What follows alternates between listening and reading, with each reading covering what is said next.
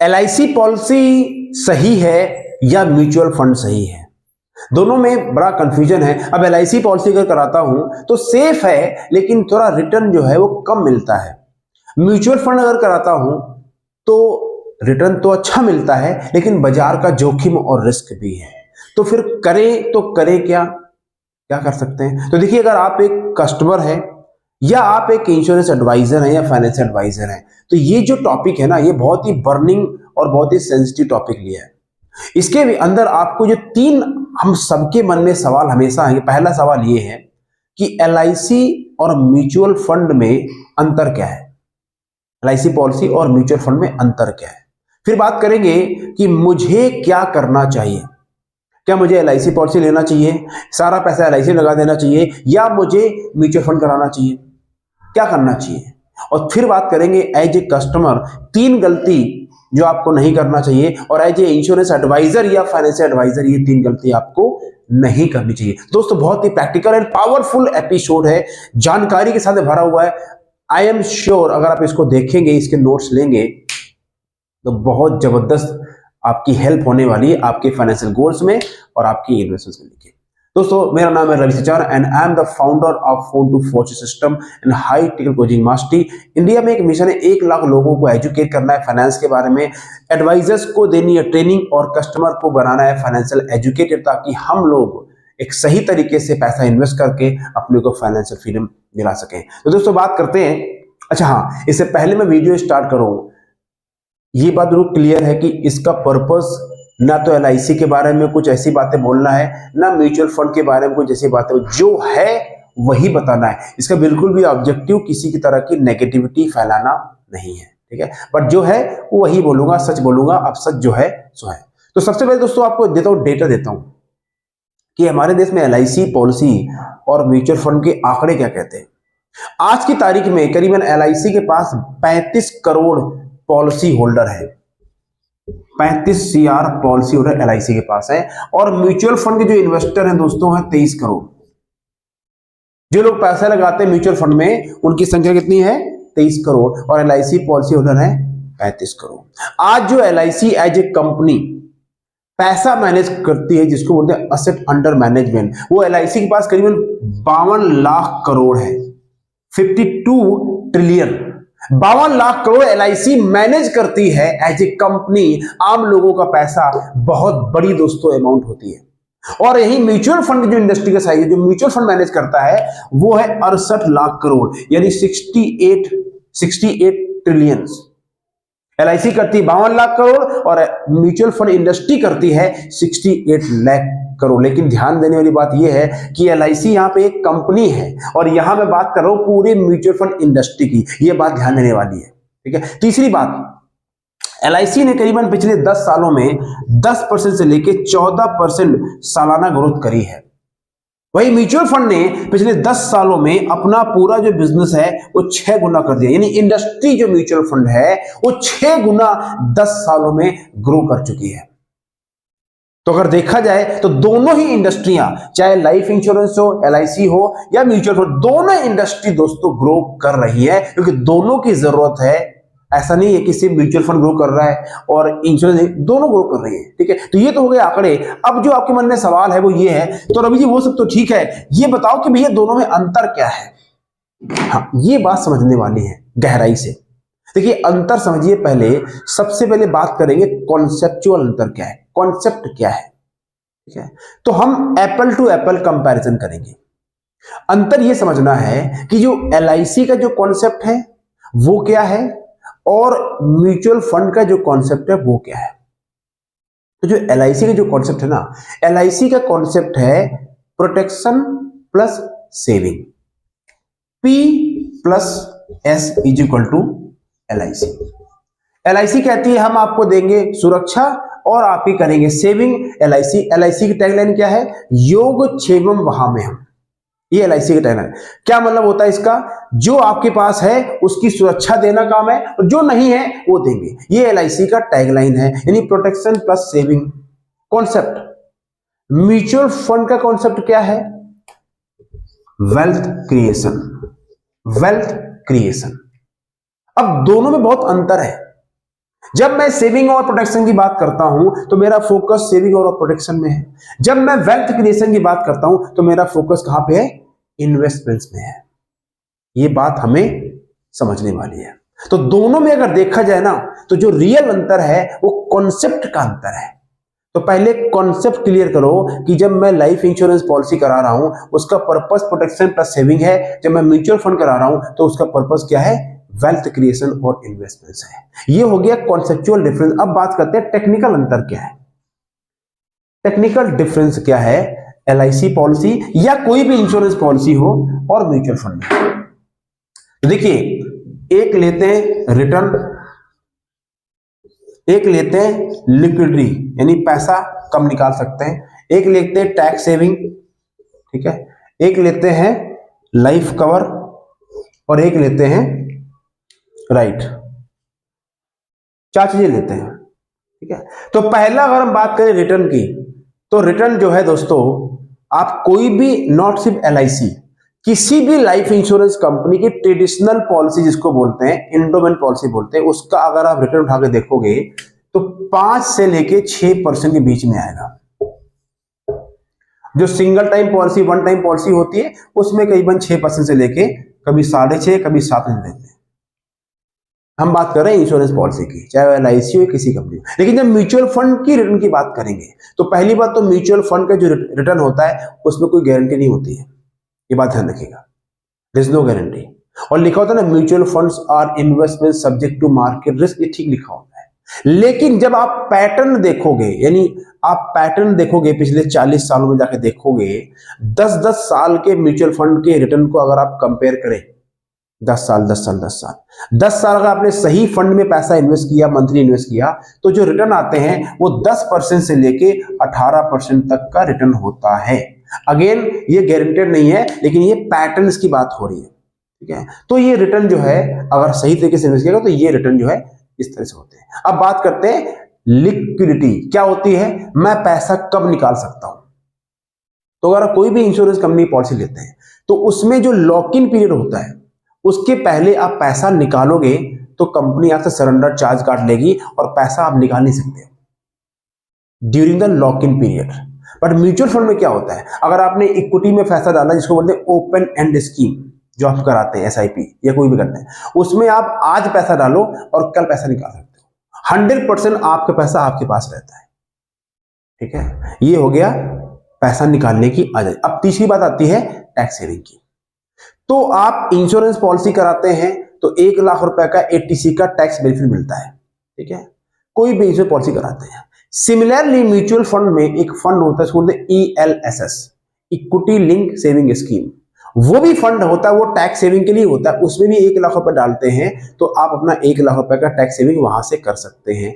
एक यहां ध्यान देने वाली बात यह है, एटीसी तो हो गया, अब एक होता है 1010D, मतलब क्या होता है, पैसा जब निकालता हूं तो उसमें टैक्स लगेगा नहीं। तो जब इंश्योरेंस पॉलिसी कराते हैं, चाहे एलआईसी लो या किसी भी कंपनी की पॉलिसी लेते हैं, उसमें यूलिप छोड़ के कोई भी ट्रेडिशनल पॉलिसी लेंगे, अगर 5 लाख से प्रीमियम कम है तो आपका जो मैच्योरिटी है, जो पैसा मिलेगा वो 100% टैक्स फ्री मिलता है 1010D सेक्शन के हिसाब से। लेकिन म्यूचुअल फंड में अगर आप पैसा डालते हैं और जो पैसा आप डालेंगे और उसमें लॉन्ग टर्म कैपिटल गेन लगता है, कब लगता है, जब आपका प्रॉफिट 1.25 लाख से ज्यादा हो जाता है तब 12.5% का long term capital gain tax लगता है।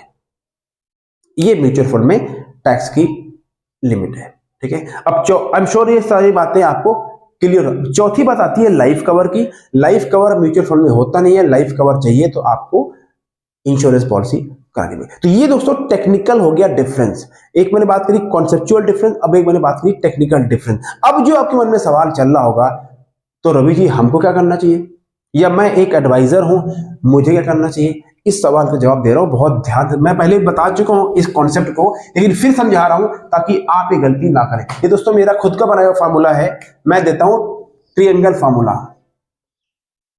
ये ठीक है, ये ट्रायंगल फार्मूला है,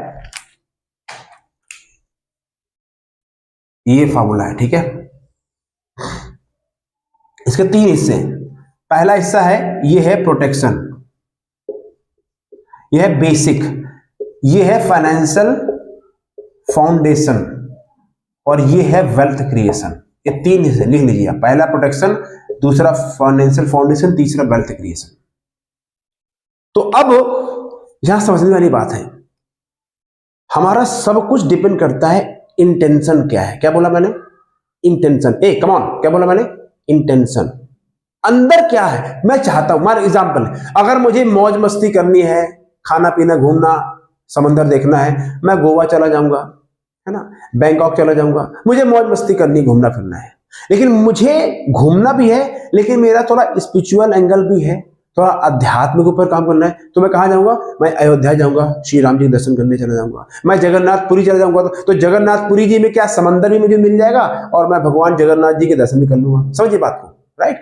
तो उद्देश्य के हिसाब से हम काम करते हैं। ऐसे ही यहां भी, अब म्यूचुअल फंड लेना है या इंश्योरेंस पॉलिसी करानी है या एलआईसी करानी है, वो उद्देश्य के ऊपर डिपेंड करता है। तो पहला सबसे समझने वाली बात यह है कि अगर मुझे प्रोटेक्शन और सेविंग करनी है, फॉर एग्जांपल मुझे अपने लिए प्रोटेक्शन चाहिए। प्रोटेक्शन मींस क्या? अगर मेरी लाइफ में कुछ हो जाता है तो मेरी फैमिली में क्या होगा, उसको बोलते हैं प्रोटेक्शन। तो उसके लिए आपको लाइफ कवर चाहिए। अब लाइफ कवर कहां से लेना चाहिए, ये आपका डिसीजन है, आपको देखना पड़ेगा। तो उसके लिए फिर मैं वेल्थ क्रिएशन में जा ही नहीं सकता। अब मुझे लाइफ कवर चाहिए, मुझे प्रोटेक्शन चाहिए, मैं सोचूंगा भी नहीं इन्वेस्टमेंट म्यूचुअल फंड के बारे में, क्योंकि मुझे पहले प्रोटेक्शन चाहिए। और फिर जब आती बात फाइनेंशियल फाउंडेशन की, तो यहां भी मैं अपना पैसा वही रखूंगा जहां मेरा पैसा सेफ है, चाहे रिटर्न कम मिले लेकिन सेफ हो। ठीक है? तो लाइफ कवर और लाइफ इंश्योरेंस पॉलिसी कब करानी चाहिए? जब मेरे ये दो, पहला और दूसरा उद्देश्य पूरा करना है। तो चाहे मैं टर्म पॉलिसी से प्रोटेक्शन लूं या मैं कोई सेविंग पॉलिसी से प्रोटेक्शन लूं, ये एक पर्सनल डिस्कशन का सब्जेक्ट है। ठीक है? लेकिन पहला और दूसरा उद्देश्य है तो मैं अपने लिए लाइफ कवर और इंश्योरेंस पॉलिसी के बारे में विचार। और भी बहुत सारे ऑप्शंस होते हैं सेविंग वाले, जो सेफ इन्वेस्टमेंट ऑप्शंस होते हैं लाइफ इंश्योरेंस पॉलिसी के अलावा। पीपीएफ होता है, पोस्ट ऑफिस होता है, डेट म्यूचुअल फंड्स होते हैं, बहुत तरह के बॉन्ड्स होते हैं, बहुत सी सारी चीजें होती हैं। ठीक है ना? अब आती है तीसरी बात में वेल्थ क्रिएशन में। जब मैंने अपने आप को ये प्रोटेक्शन कर लिया, तब मैं आऊंगा वेल्थ। फिर मैं यहाँ पे म्यूचुअल फंड है, स्टॉक्स हैं, अन्य बहुत सी चीजें, तब मैं यहाँ पे फोकस करूंगा। तो मुद्दे की बात क्या है? मुद्दे की बात यह है कि दोनों ही प्रोडक्ट अपनी अपनी जगह सही है। मेरी क्या जरूरत है, मैं आज के, अब मान लो कोई आदमी 60 साल का है, अब उसको भैया आप सारा पैसा डाल दो इक्विटी में, गलत बात है ना, आप नहीं कर सकते। कोई आदमी 30 साल का है, उसके पास एज पड़ी है, वो कमाएगा, वो फोकस कर सकता है वहां पे, लाइफ कवर ले, इन्वेस्ट करे। तो गेम इज इंटेंशन। और मेरी सिचुएशन क्या है? हो सकता है मेरी रिस्क लेने की जो कैपेसिटी है वो कम है, आपकी ज्यादा है। तो अपने हिसाब से, अपनी स्पीड से चलना है भाई, किसी के कहने पे बहकावे पे नहीं आना है। तो उम्मीद कर रहा हूं कि ये जो बातें बता रहा हूं, सिंपल तरीके से बता रहा हूं कि आप एक आम आदमी तरह से हैं या एडवाइजर भी है, तो आप अपने कस्टमर को समझा सकें, या आप कस्टमर हैं तो आप डिसीजन लेने से पहले ये समझ सकें कि भैया क्या सही है और क्या गलत। अब आते हैं, 3 गलतियां एज ए कस्टमर आपको नहीं करनी चाहिए और 3 गलती एज ए एजेंट आपको नहीं करनी चाहिए। उसके पहले, अगर आप एक फाइनेंशियल एडवाइजर हैं, इंश्योरेंस एजेंट हैं या इस बिजनेस में आना, देखिए फाइनेंशियल डिस्ट्रीब्यूशन जो है दुनिया का सबसे बेहतरीन बिजनेस है। क्यों? लोगों को एजुकेट करके उनके पैसों के गोल की हेल्प करा के पैसा कमाते हैं। पर प्रॉब्लम क्या है, आज लोग इंश्योरेंस एजेंट के नाम से दूर भागते हैं। क्यों? लगता है पॉलिसी बेचेगा। तो कैसा हो कि लोग आपसे दूर ना भागे, लोग आपके पास चल के आए। पहला। दूसरा, एक कस्टमर जो आपको मिले वो लाइफ टाइम आपके साथ जुड़ा रहे, यानी बैंक के तरीके से आप काम कर सके। और तीसरा, कस्टमर की कमी ना हो और हर महीने 1 से 3 lakh as a financial adviser, financial doctor आप कमा सके, पार्ट टाइम या फुल टाइम, बिना अपना पैसा मार्केटिंग में इन्वेस्ट करें। ये सब कहां मिल सकता है आपको? ये सब मिलेगा जो मैं संडे को financial doctor master class workshop करने वाला हूं। वहां पे मैं आपको स्टेप बाय स्टेप बताऊंगा कि किस तरीके से अपने आप को आप एजेंट से फाइनेंशियल डॉक्टर बना सकते हैं, कैसे लोगों की फाइनेंशियल एडवाइजरी करते हैं और कैसे कस्टमर बना के उनको सर्व करते हैं ताकि आप लाइफ टाइम उनके साथ काम कर सकें। लिमिटेड लोगों की वहाँ जगह है, क्लिक करेंगे नीचे लिंक में जो वहाँ पे डिस्क्रिप्शन पड़ा हुआ है, वहाँ पे क्लिक करके यू कैन रजिस्टर एंड 8 बजे शाम को आपको मिलना ही पड़ेगा अगर आप रियली में अपने आप को मार्केट के हिसाब से बदलना चाहते हैं। तो टाइम बदल रहा है, आप नहीं बदलेंगे तो प्रॉब्लम हो जाएगी। अब बात करते हैं 3 गलती एज ए एजेंट नहीं करनी है और 3 गलती एज ए कस्टमर नहीं। पहली गलती एज ए एजेंट, कभी भी जिंदगी में ना तो म्यूचुअल फंड की वो करो ना इंश्योरेंस करो, कभी भी कस्टमर को पीछे मत करो। गलती क्या होती है, हम इंश्योरेंस करा लो, म्यूचुअल फंड करा लो, बस ना, पहले रखो कस्टमर को, कस्टमर फर्स्ट, प्रोडक्ट बाद में और आप बाद में। यानी पहले कस्टमर की क्या नीड है, क्या चाहता है, उसके हिसाब से जो होगा वही देंगे। पहले कस्टमर, बाद में आप, बाद में कंपनी एंड प्रोडक्ट्स। ये पहली गलती नहीं। दूसरी गलती, कभी भी ना तो म्यूचुअल फंड की बुराई करो ना इंश्योरेंस की बुराई करो। नहीं सर वो म्यूचुअल फंड बहुत खराब है सर, पैसा डूब जाता है, और सर कुछ मिल, डोंट डू दैट। दोनों अपनी जगह सही है, डिपेंड करता है कस्टमर की नहीं। तो do not criticise anything. And third, short term game मत खेलो, कस्टमर बेच के भागने की कोशिश मत करो। जो एक बार आपसे जुड़ जाए उसको ऐसे सर्विस दो कि वो लाइफ टाइम आपके साथ ही बिजनेस करें। यानी ये जो बिजनेस है ये लाइफ टाइम लोगों के साथ जुड़ने वाला बिजनेस है, एक बार जोड़ के भागने वाला बिजनेस नहीं है। बहुत सारे एजेंट करते हैं, एक बार पॉलिसी दे दिया बस, मतलब ही नहीं है, ठीक है। अब एज ए कस्टमर आपको 3 गलती क्या नहीं करनी। पहली गलती, आपकी जितनी भी फाइनेंशियल नीड्स हैं वो सारी फाइनेंशियल नीड एक प्रोडक्ट से पूरी नहीं हो सकती, ये ध्यान रखिएगा। आपकी सारी जरूरतें इंश्योरेंस से नहीं पूरी होंगी, आपकी सारी जरूरतें से म्यूचुअल फंड से पूरी। आपको डाइवर्सिफिकेशन माइंड से चलना पड़ेगा, पहली। दूसरी गलती, ये जो आजकल आप लोग देखते हैं ऐड में, इसमें पैसा लगा दो, ये क्रिप्टो आ गया, ये मल्टी बैगर स्टॉक आ गया, ये बढ़ने वाला, ये बम फाड़ देगा, ये सट्टा लगा दो, आईपीओ सट्टा, ये जुआ खेलना बंद कर दो। वेल्थ क्रिएशन और investing is not a short term game, जुआ नहीं है। और मेरी आपसे विनती भी है, आपका जो हार्ड एंड पैसा है किसी के कहने पे बहकावे में आके मत दिया करो। सोचो समझो, पढ़ो, देखो 10 बार, तब पैसा इन्वेस्ट करो। ये जो रातों रात 3 साल में सर डबल हो जाएगा, देखो सर कहां से कहां पहुंच गया, ये हो गया वो हो गया, ऐसा बकवास है, कोई जल्दबाजी नहीं है। देख लो, समझ लो, फिर करो। और सबसे इंपॉर्टेंट है, जिस एडवाइजर के साथ आप इन्वेस्ट कर रहे हो उस एडवाइजर के बारे में जानना बहुत जरूरी है। उनकी नॉलेज कितनी है, उनका इंटेंशन क्या है, उनका चरित्र क्या है, बहुत सारी बातें होती है, ठीक है। और तीसरी गलती जो आपको नहीं करनी है वो ये है कि आप लोग क्या करते हैं, पहले अपना प्रोटेक्शन और ये करते नहीं है, सीधा पहुंच जाते हैं वेल्थ क्रिएशन। ऐसा मत कीजिए। अपना मेडिकल इंश्योरेंस कवर और लाइफ इंश्योरेंस कवर वो होना चाहिए। अगर आप दिल्ली एनसीआर या बड़े शहर में रहते हैं, हस्बैंड वाइफ और फैमिली आपको डिपेंड है, कम से कम 20 लाख रुपए का मेडिकल इंश्योरेंस कवर होना ही चाहिए। और अगर आप वर्किंग है, आपका परिवार आपके भरोसे है, तो कम से कम 50 लाख से 1 करोड़ का लाइफ कवर होना ही चाहिए। ये बेसिक रिक्वायरमेंट है, इसके बाद आगे चलना। मैं गला फाड़ फाड़ के बोलता हूं, ठीक है। तो उम्मीद करता हूं कि ये वीडियो एक आपके लिए हेल्प करेगा। और अगर आप चाहते, मैं फाइनेंशियल कोच भी हूं, मैं एडवाइजर भी हूं, आप चाहते मैं आपके साथ काम करूं आपके फाइनेंशियल गोल पूरा कराने में, तो नीचे आपके लिए लिंक है कस्टमर के लिए, आप फिलअप कीजिए, मैं उसको रिव्यू करूंगा, मेरी टीम रिव्यू करेगी और फिर मैं आपको टाइम दूंगा 1-to-1 के लिए, और फिर आपकी जो फाइनेंशियल गोल्स हैं उसके ऊपर हम वर्कआउट करेंगे। ये only for customer, not for agent. तो दोस्तों, thank you very much. You can subscribe this channel, share to at least 5 people if you like the idea. और जो एडवाइजर है, फाइनेंशियल एडवाइजर बनना चाहते हैं, संडे शाम को मिलेंगे 8 बजे, उसका भी लिंक नीचे दिया, क्लिक कीजिए and will see you. Take care, God bless, thank you.